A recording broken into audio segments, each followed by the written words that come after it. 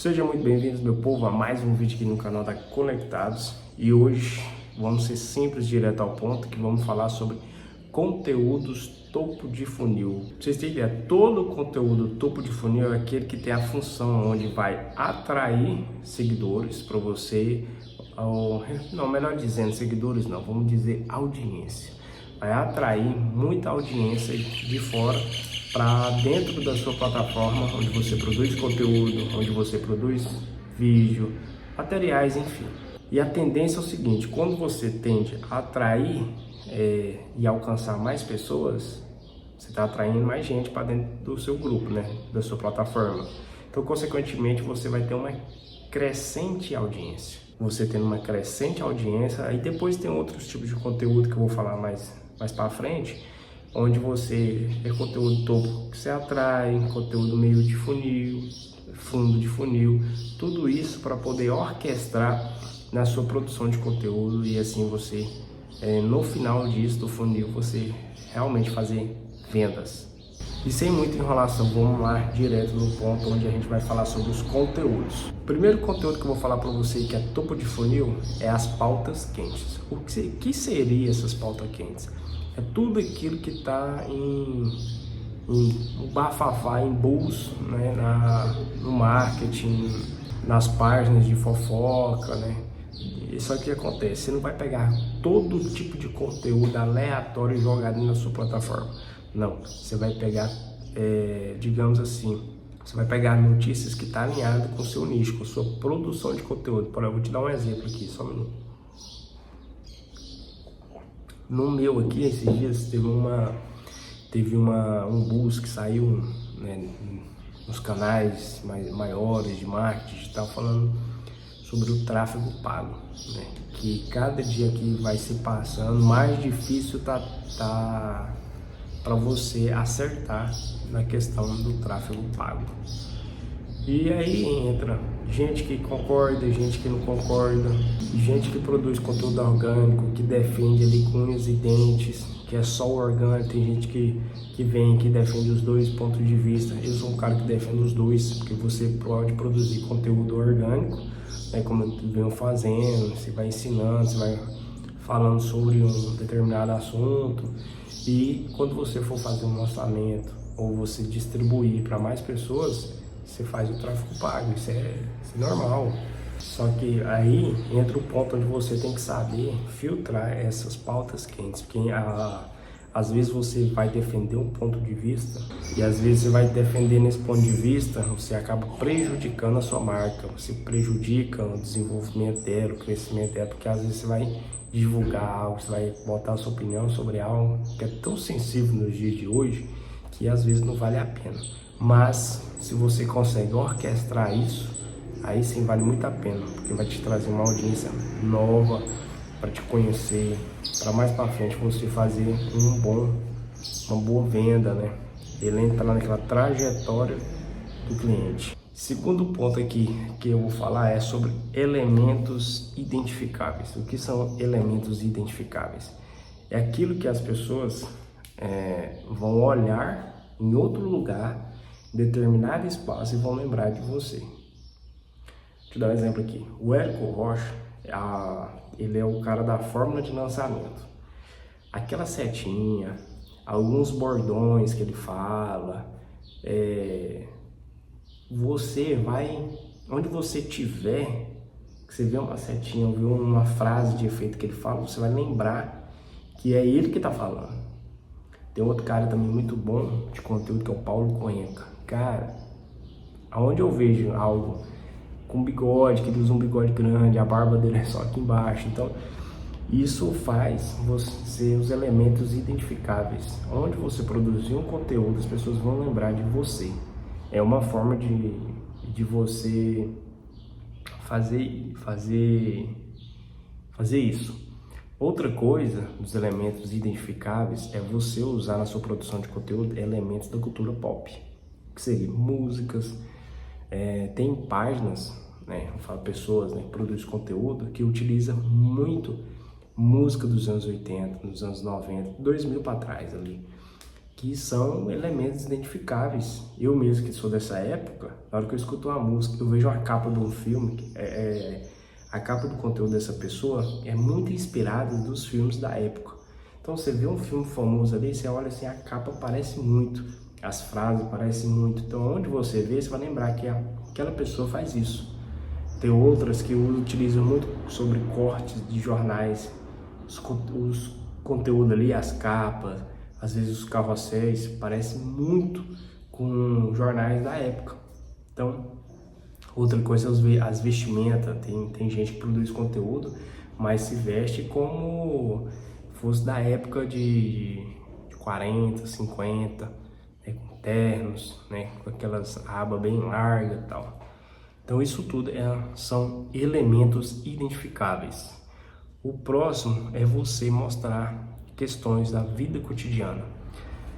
Você já escutou muito aquele Renato Albani, aquele comediante. Você pega ele e analisa ele com outros olhos, você vê que as piadas dele, o show dele, é tudo trazendo sobre elementos da vida cotidiana. Quando ele fala da mãe dele, a maioria de nós, da época de 2000 para trás, a gente viveu momentos que nossa mãe fazia, né, aquelas questões.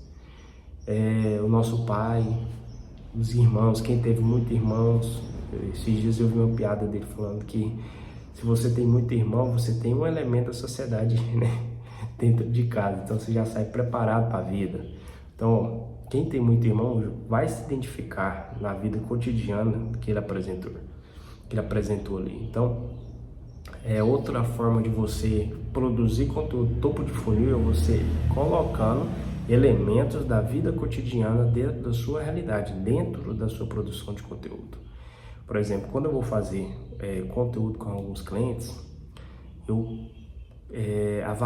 gosto de avaliar, acompanhar alguns dias de trabalho dessa pessoa, o dia da pessoa, porque eu pego a essência dela e trago para o negócio dela para simplificar, porque assim, eu chego com minha ideia, minha ideia de produzir conteúdo assim, assim, assado, tal. Só que aí a pessoa tem uma realidade.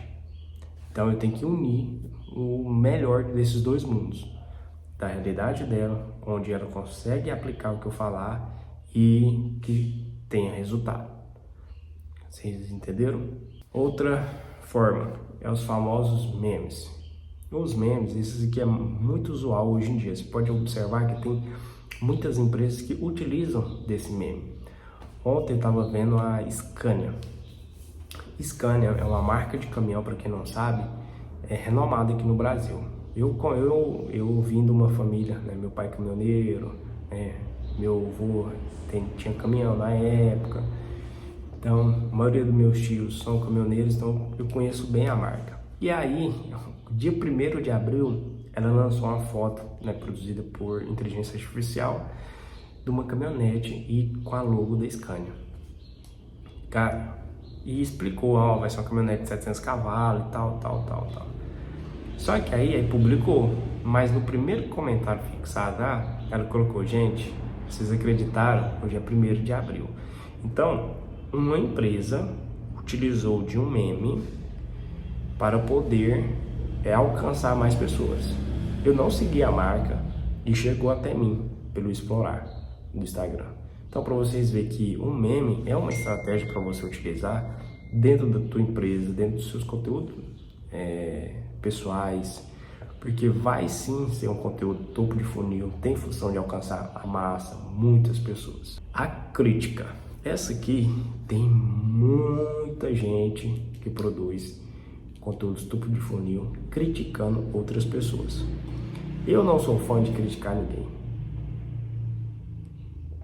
Se eu puder, sempre eu penso assim, se eu posso aprender com a pessoa, tudo bem. Se eu não posso, cara, segue a sua vida e assim vai por diante. Mas tem gente que utiliza assim, da forma de críticas para poder ser um conteúdo topo de funil para atrair mais pessoas. Por exemplo, tem gente que critica o seguinte, vou falar sobre fulano de tal, que é um player do mercado, porque ele já tem um nome onde as pessoas... Aí coloca uma capa da pessoa e uma frase citando algo de ruim da pessoa, né? Isso para ser um conteúdo topaço de funil. E aí, alcançar pessoas, atrair pessoas, às vezes você vai reter, às vezes não. Então, a crítica é também um tipo de conteúdo topo de funil, tá? Mas eu mesmo não curto, né? Eu prefiro mais o segundo aqui, que é análise de marca. É você pegar uma determinada marca, pessoa do seu nicho, né? Que é bem acima de você e analisar o que ela faz. Vamos supor, eu citei agora o Érico Rocha e a Scania. Vamos supor, fazer uma análise aqui de brand da marca Scania. O que ela faz ao meu ponto de vista, tá. Falei. Aí eu vou falar sobre o que ela poderia ir incrementando. Ok, é uma análise da marca que eu estou fazendo ao meu ponto de vista. Aí você vai avaliar, depois que você publicar, você vai ver se deu certo ou não. Se não deu certo esse modelo, às vezes a empresa foi errada, você pode fazer de outra empresa, às vezes você tem que pegar um play de um mercado que é grande, onde já tem uma audiência, que você vai se chamar a atenção. Então, tudo isso que você tem que levar em conta. E o último que eu deixei aqui para falar para vocês são os conteúdos de mudança de mentalidade. Esses conteúdos de mudança de mentalidade é aquela questão de amor e ódio. Se pulverizaram muito conteúdo, onde as pessoas... se você der um conselho para uma pessoa, você já é coach. O povo já fala que você é coach. E não necessariamente você é coach. Tem gente que realmente existe uma formação para você ser coach. Coach é um treinador, gente, um mentor que vai te ensinar. Só que o que acontece? Eu entendo que no mundo de hoje, muitas pessoas que não trilharam o caminho, né, na jornada, se denominaram, foi lá, fez o treinamento, se denominaram coach e pronto, e foi poluir o mercado, né? Mas tem muita gente boa. Eu tenho uma mentora, uma coach, que é, cara, maravilhosa ela. Ela entende muito sobre liderança, empreendedorismo, sobre formatação, gestão. Nossa, então é fantástico quando você vê que uma pessoa trilhou aquele caminho e pode te ajudar de fato. Cara, eu aconselho você, se você conseguir fazer um investimento, faça investimento. Só que quando você voltando lá para produção de conteúdo, produz conteúdos de mudança de mentalidade, é válido também. Ele é um dos que performa desde que você mostra a sua trajetória. Mas você nunca... Eu mesmo fiz isso já. Eu li um livro, igual eu tô lendo isso aqui, ó. Tô lendo isso aqui, ó. Chama-se Hábitos Atômicos. Este livro, ele fala muito sobre a questão de metas e para você não focar em metas. Mas não é que você tem que esquecer metas, não. É 3 passos: metas, processo, identidade. Se você foca só no resultado, é a mesma coisa você falar assim, eu quero emagrecer 20 quilos, tá? Mas e o processo? Então você tem que focar no processo e antes disso focar na sua identidade, porque você tem que focar no que você quer ser, para você ver uma pessoa que você quer ser, como que ela faria para emagrecer 20 quilos. E aí você trilha o caminho. Então é um livro muito bom. Só que aí tem gente que pega um livro desse, lê, vê as frases de efeito que ele tem, vai lá, faz um conteúdo massa, top. Só que nas redes sociais as pessoas não viram a tua trajetória ou não tem lá arquivada a tua trajetória. Então acaba que você vai ficar... esse conteúdo não vai performar tanto, porque você não tem a credibilidade, a autoridade sobre isso. Você tem que construir. Então, é um conteúdo que vai bem? Vai. O Pablo Marçal é um cara que usa muito esses conteúdos de mudança de mentalidade. Então, gente, espero que eu tenha ajudado vocês nessa questão de falar sobre que deu 1, 2, 3, 4, 5, 6, 7. 7 conteúdos topo de funil que dá para você utilizar aí na sua rede social, nos seus conteúdos sobre pauta quente, elementos identificados, para você entender um pouco sobre como que é isso. Então, meu povo, espero que tenham gostado. Um forte abraço, um bom final de semana para todo mundo e vamos trabalhar.